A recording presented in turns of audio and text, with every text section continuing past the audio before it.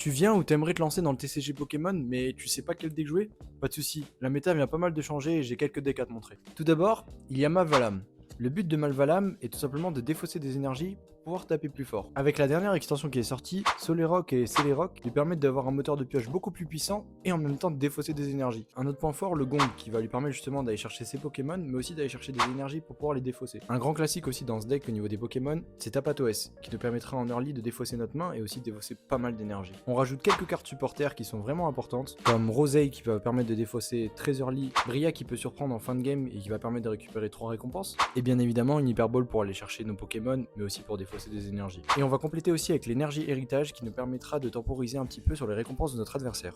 En bref, vous l'aurez compris, faut défausser pour taper très fort.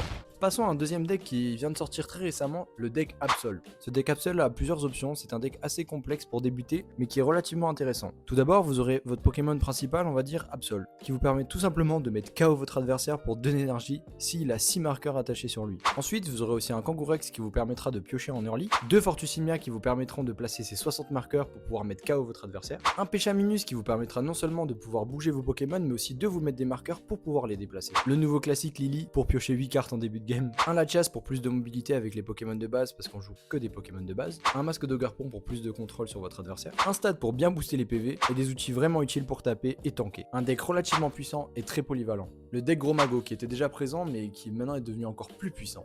Un deck centré bien sûr autour de Gros Mago qui va nous permettre non seulement de piocher mais aussi de taper très fort. Le même principe avec Celerock et Solerock mais cette fois plus pour un côté pioche. Un Genesect justement pour pouvoir aller chercher nos Gros Magos facilement. Des supporters comme Pepper pour nous permettre rapidement d'aller nous setup en objets et en outils. Des objets comme le Gong qui vont nous permettre d'aller chercher nos énergies et nos Pokémon. Le chariot très important pour se setup rapidement et pouvoir piocher rapidement. Voici déjà 3 decks qui vont nous permettre d'écraser la méta. N'hésite pas à nous suivre, on fait souvent des Rebo Recap, tu pourras suivre l'avancée des tournois et voir les nouveaux decks arrivants.